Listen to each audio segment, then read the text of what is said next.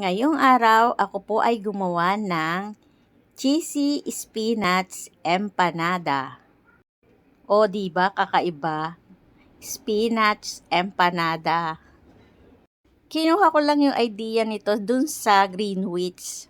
Yung pizza wrap nila na cheesy spinach. Kaya akin naman tinry gawing empanada. Una, ako po gumawa ng dough.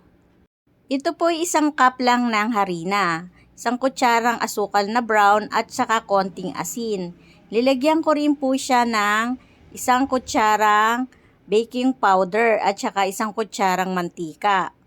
Dahan-dahan ko lang po nilagyan ng tubig. At akin pong minasang mabuti. Tapos, tinabi ko muna siya ng kalahating oras. Akin naman ngayong hihimayin itong aking nabiling spinach sa palengke. Ako po'y nagpakulo na ng tubig sa kasirola. At akin lang pong binlans itong ating spinach. Ngayon po sa kawali ako po'y nagtunaw ng butter. At ako ay nagisa ng bawang at sibuyas. Akin na pong nilagay yung aking pinakuloang spinach. Katapos aking nilagyan ng Eden cheese po ang aking ginamit.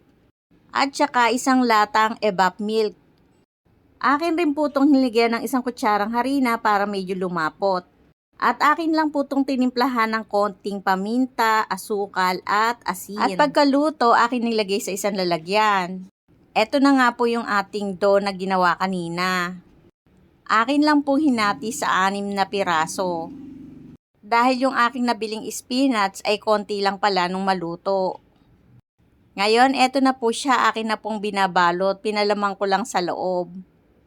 Napakasimple lang pong lutuin itong aking ginawang spinach empanada. Try nyo mga mami, kaya nyo rin gawin yan kasi napakasimple lang. Sa amin po ang tawag sa spinach ay kulitis. Nung araw kung saan-saan lang tumutubo. Masarap din iulam yon, ginisang kulitis or spinach.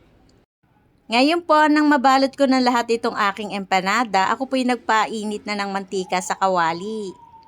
At atin na pong ipiprito. Medyo malaki rin pala siya ng maluto. Kaya sa isa lang, busog ka na. Sarap na sarap yung mga anak ko. Hindi sila kumakain ng spinach. Pero nung nilagay ko sa empanada at ginawa kong cheese empanada, kinain nila. Ang sarap daw. Try nyo din mga mami sa mga anak nyo.